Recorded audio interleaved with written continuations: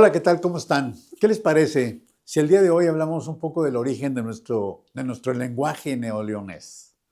Porque en su larga evolución, el hombre desarrolló una de sus herramientas más importantes que potenció su desarrollo cultural, el lenguaje. Para construirlo, tardó millones de años, desde un lenguaje animalístico para señas de peligro o para retar a un rival. Incluso podía percibir mensajes de otras criaturas como alarmas ante un depredador, pero solo se trataba de estímulos ante los cuales reaccionaba. El siguiente paso fue un protolenguaje primario, es decir, mensajes básicos para facilitar la supervivencia. Esto ya requería un semejante receptor, pues se trataba de auxilio, presa, al ataque, comida o cortejo.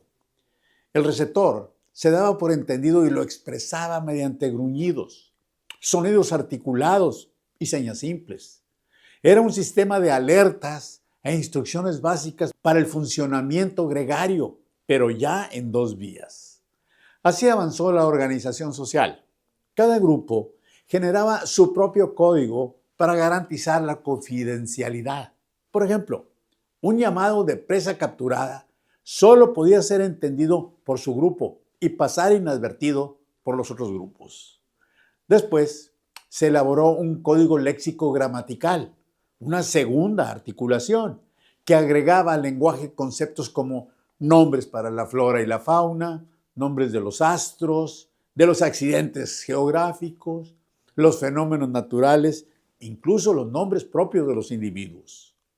Y también algunos conceptos abstractos, como los espíritus y los dioses.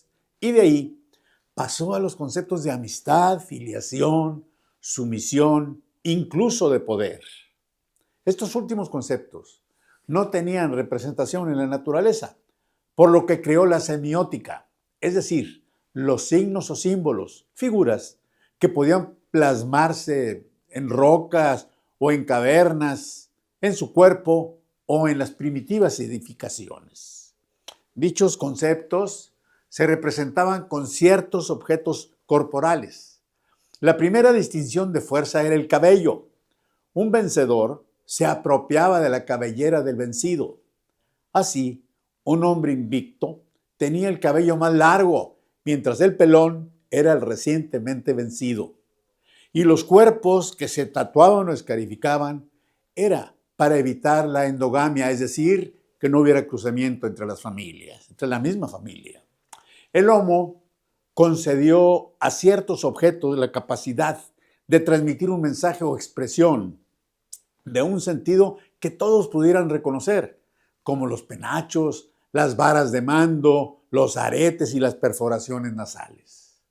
La humanidad, ya dispersa por todo el supercontinente euroasiático-africano, en un largo proceso evolutivo de elevación de la faringe, que tardó unos 2.5 millones de años, pudo articular sonidos complejos. Desarrolló los lenguajes para transmitir mensajes y acceder así a una vida colectiva. Los humanos se multiplicaron y se formó más de 500.000 de grupos lingüísticos.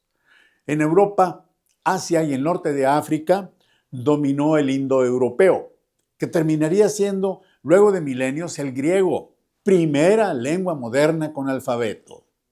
El sedentarismo exigió la inclusión en el lenguaje de términos agrícolas, comerciales y políticos para los crecientes grupos sociales en aldeas y luego en ciudades, que fueron uniéndose por razones comerciales o defensivas y además pues requirieron homologarse y se vino imponiendo siempre el lenguaje del grupo más fuerte. Antes de la irrupción romana en la península ibérica en el 218 a.C., se hablaba una docena de idiomas de las familias lingüísticas, es decir, ibero, celtíbero, tartesio, lusitano y euskera. Con ello, la península pudo saltar de la Edad Media del Hierro a la civilización grecorromana de golpe, y sus idiomas rudimentarios fueron sustituidos por un complejo y completo latín. Roma ciertamente era muy estricta en el marco legal, en el militar, en el gubernativo y en el tributario, pero muy laxa en los idiomas, en las religiones, en la arquitectura y en los elementos culturales de los territorios conquistados. Si bien la lengua oficial era el latín culto, toleraba las variantes conocidas como latín vulgar, el griego e idiomas africanos en Egipto y Libia. Con esta libertad lingüística se formaron muchas variantes que fueron tomando formas de idiomas o lenguas de comunidades influenciadas por los idiomas prerromanos, formándose un mosaico lingüístico en todo el Imperio Romano.